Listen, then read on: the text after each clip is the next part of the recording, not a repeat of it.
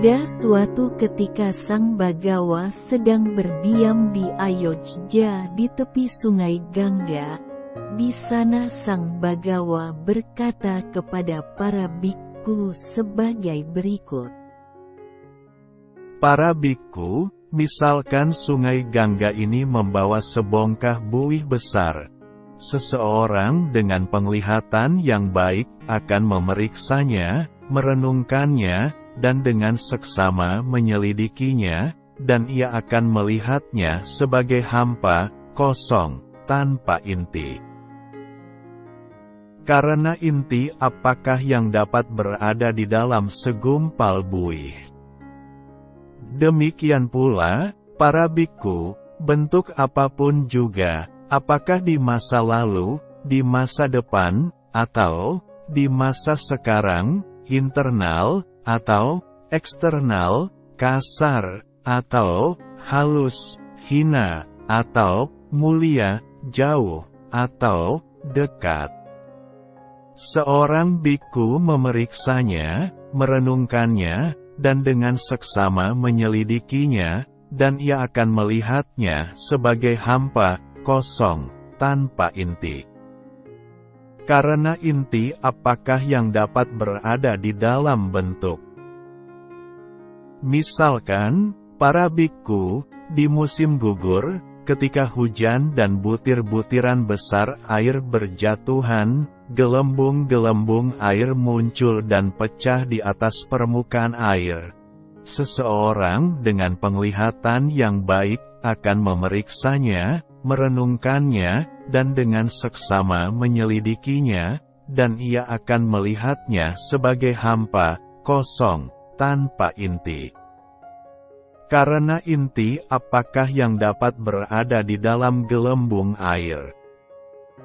Demikian pula, para bikku, perasaan apapun juga, apakah di masa lalu, di masa depan, atau di masa sekarang, internal, atau eksternal, kasar, atau halus, hina, atau mulia, jauh, atau dekat. Seorang bikku memeriksanya, merenungkannya, dan dengan seksama menyelidikinya, dan ia akan melihatnya sebagai hampa, kosong, tanpa inti.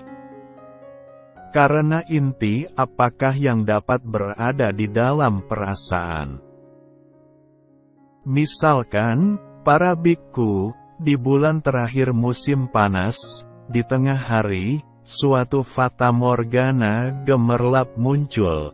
Seseorang dengan penglihatan yang baik akan memeriksanya, merenungkannya, dan dengan seksama menyelidikinya, dan ia akan melihatnya sebagai hampa, kosong, tanpa inti.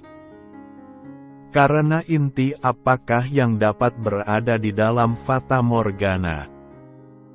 Demikian pula, para bikku, persepsi apapun juga, apakah di masa lalu, di masa depan, atau di masa sekarang, internal, atau eksternal, kasar, atau halus, hina, atau mulia, jauh, atau dekat. Seorang bikku memeriksanya, merenungkannya, dan dengan seksama menyelidikinya, dan ia akan melihatnya sebagai hampa, kosong, tanpa inti.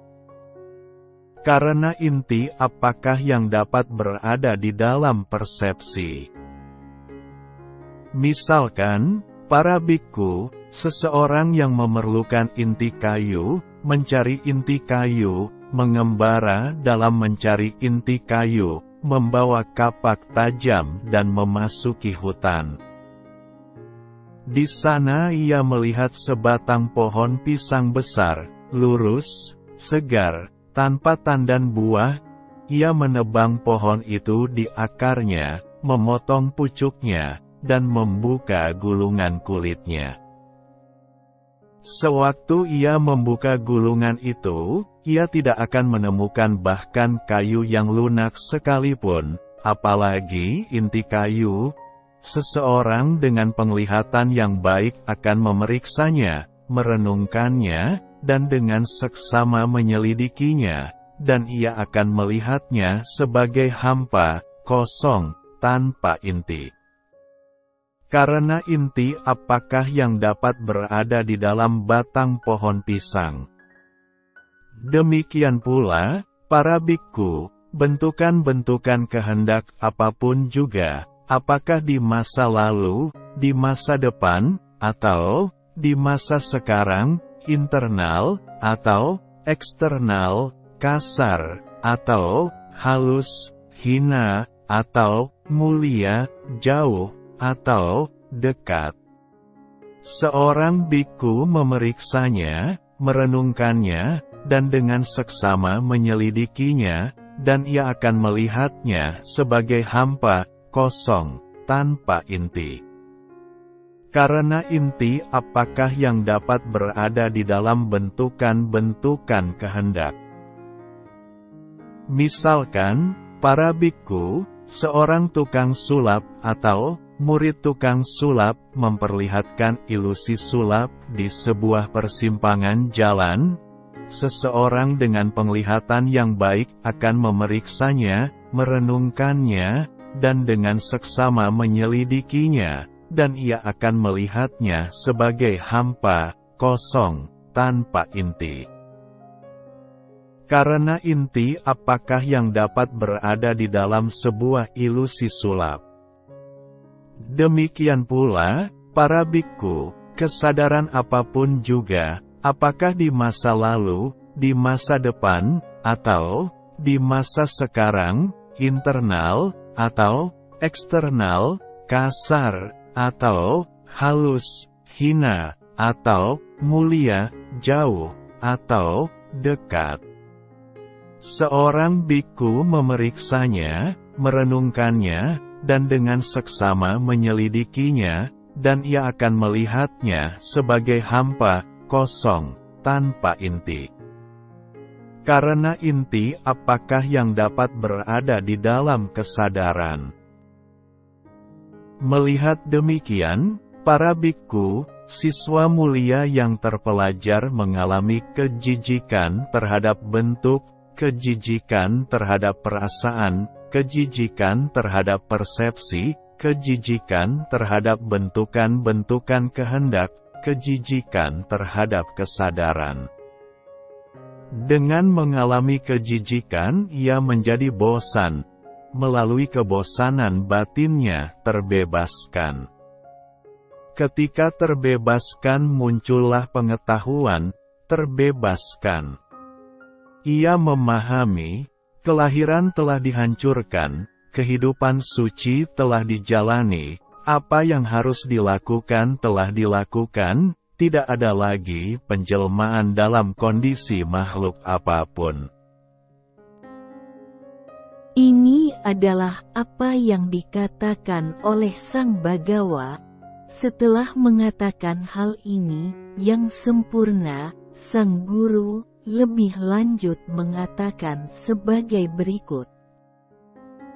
Bentuk adalah bagaikan segumpal buih, perasaan bagaikan gelembung air, persepsi bagaikan fata morgana, kehendak-kehendak bagaikan batang pohon pisang, dan kesadaran bagaikan ilusi. Demikianlah dijelaskan oleh kerabat matahari. Bagaimanapun seseorang merenungkannya, dan dengan seksama menyelidikinya, hanya terlihat kosong dan hampa, ketika ia melihatnya dengan seksama. Sehubungan dengan jasmani ini, ia yang berkebijaksanaan luas telah mengajarkan, bahwa dengan meninggalkan 3 hal, seseorang melihat bentuk ini ditinggalkan. Ketika vitalitas, panas, dan kesadaran berpisah dari jasmani fisik ini, maka jasmani itu terbaring di sana dibuang, makanan bagi makhluk lain, tanpa kehendak. Demikianlah rangkaian ini, ilusi ini, penipu orang-orang dungu. Itu diajarkan sebagai pembunuh.